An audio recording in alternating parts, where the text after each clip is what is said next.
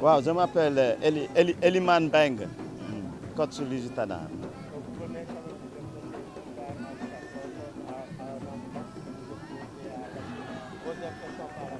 Oui, vraiment, on dit Alhamdulillah. Parce qu'aujourd'hui, en venant, sincèrement, l'objectif c'était d'avoir empossé les 3 points. Sincèrement, hein. On savait que ça ne sera pas facile, dû, n'est-ce pas, le terrain, mais on s'est dit, on ne va pas faire d'alibi.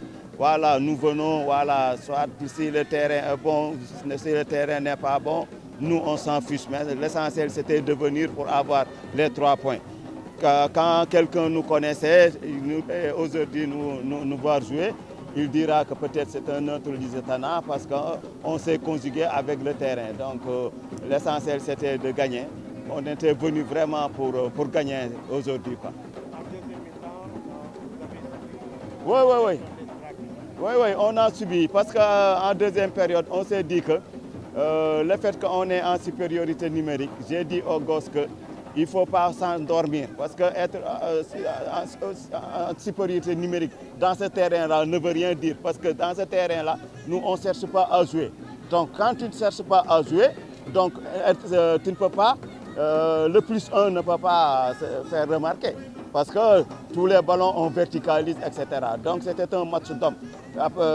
L'équipe adverse a fait entrer 2 bons joueurs qui nous a un peu fatigués, mais il fallait avoir les nerfs solides. Donc voilà quoi, la réaction ne nous a pas surpris parce qu'on savait qu'on va être très souffrir.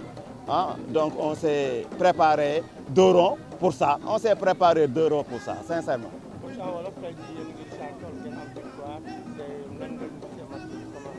waaw dañuy sant yàlla parce que bii ñuy ñëw franchement dañ ñëw tey woon pour indi 3 points. On s'est dit que terrain bi ñu jëm du terrain yi ñu daan entraîné yi ñu football mais dañ ne lu ñu fa fekk dañuy jouer pour am ñetti points. dëgg ku ñu xamoon bu ñu gisee dina ne du Lusitana parce que ñun dañuy jouer mais tey dañ teg le fait du verticaliser comme équipe adverse jouer si kanam xëccoo 2e ballon voilà ji ma dugal bii bu paree am nerf yu solide c'est-à-dire dëgër nekk ay góor nekk ay gentleman loolu tey mooy woon consigne bi ah sincèrement en venant c'était ça solide di woo si première balle 2e ballon yi essayer dugal bii dëgëral quoi.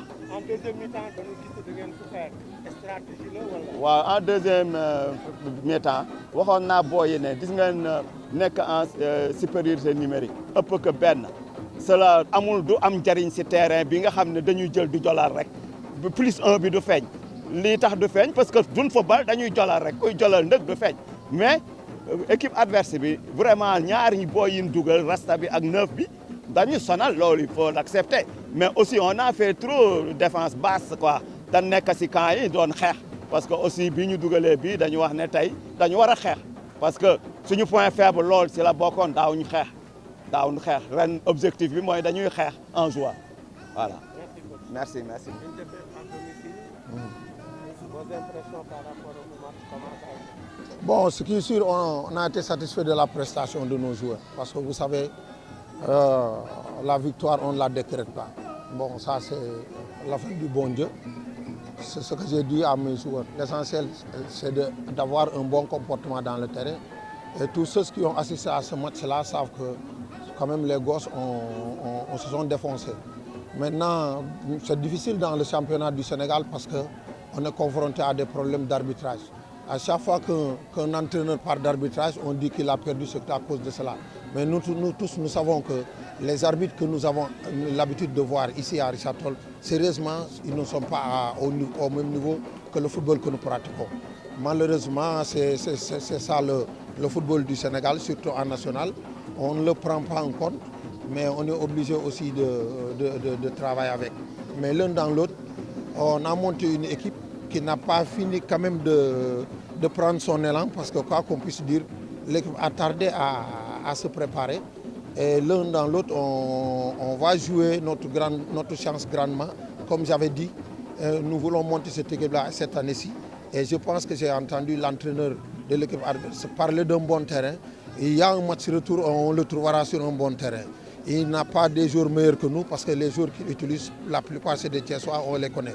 Maintenant, le terrain a joué la malchance sur toutes les deux équipes parce qu'en deuxième mi-temps, si on avait un bon terrain, on allait pouvoir les gagner. Mais ce qui est sûr, c'est qu'on est satisfait de la prestation de nos joueurs. Et c'est le football, hein. Il nous reste encore beaucoup de matchs. On a joué que 3 matchs et il nous faut jouer 22 matchs. Et on va voir à l'arrivée comment ça va se passer parce que c'est le travail qui vient de démarrer. Il y a des joueurs qu'on vient de détecter. Il y a certains qui viennent de jouer depuis le début du championnat. Et c'est normal et la compétition là a ses réalités. Et on va continuer à travailler dès demain pour voir. En tout cas, tout ce que je peux dire, c'est remercier les supporters de Richard Toll qui sont venus en masse nous supporter. Vraiment, ça nous va droit au cœur. Et c'est ça ce que nous voulons. Maintenant, nous nous excusons de la défaite qu'on a présentée devant eux. Et je pense que la prochaine fois, on leur donnera satisfaction. waaw dañuy sant yàlla parce que luñ ci mën a wax mooy ku seetaan match bi xam ni xale yi def nañ ci liñ ci war yàlla nag mooy joxe ndam moo koy xañee xañ nañu ko tey dañuy sant yàlla te dem liggéeywaat ñaan beneen yoon mu jox ñu ndam bon di wax tamit ci ni football bi xam nga buñ la gagné rek ngay waxee arbitre da naan li ñu ko gagné tax mais ku ne ci terrain bi xam na ne arbitre yi ñuy arbitré bokkuñu ak ñun niveau bi ñuy nekk parce que non seulement dañuy mer dañuy am rancune ba pare continuer arbitre nga defe ni yow alkaati nga te football bi ñun ñoo ko bokk dañu war di waxtaan bu ñu doon jàngat ci coupe du monde bi rek dina am beneen comportement bu ñu am arbitre bi yow moomu nit ñi juróo leen jëndoo leen da nga war di waxtaan ak ñoom mais boo waxee nit ñi tontu la nga gëddee wala ngay rouge xam nga xale bi ñu génne rouge ko teguñu ko fenn moom bokkul sax ci action bi waa ji rouge ko penalty am na fi bit bi waa ji dugal dafa hors-jeu bon yooyu yëpp boo ko boolee mënoo bañ a wax ci arbitre mais ñun dépassé nañu sax di wax ci ay arbitre parce que ñoom defe naa dañuy liggéey loolu la ñu mën contre lu ñu mais seen prestation foofu la toll mais liñ ci mën a wax rek mooy gërëm waa Richard Toll parce que tamit ñëw nañu supporté nañ ñu loolu vraiment soxla nañ ko maa ko ñaanoon te vraiment woon nañ ma ne dégg nañ ma bon moo tax maa ngi leen di gërëm di leen sant di jéggalu tam ci défaite bi ñu am tey ci seen kanam parce que suñu dañoo jàppoon ne ku fi ñëw rek dañ la war a gagné waaye nag yàlla moom mooy dogal te ñaan nañ ko beneen yoon tamit ñu mën a bégal suñuy supporters et ñu leen wax rek ñu nañ jàpp ñun tam bu ñu demee nañ gën a liggéey li ci baaxul gis nañ ko dañ ko defaraat bon li ci baax tamit ñu jëm ko consolider te di wax ni rek ñu ni neen la nañ ci jàpp lu waay mën na ko ci def bu dee ñaan ba soxla nañ ko bu dee apport technique tactique soxla nañ ko parce que ñu ni neen la football Richard Toll la ñuy déem a développé loolu nag waa Richard Toll yëpp ci jàpp pour ñu mën ko développé jërëjëf merci.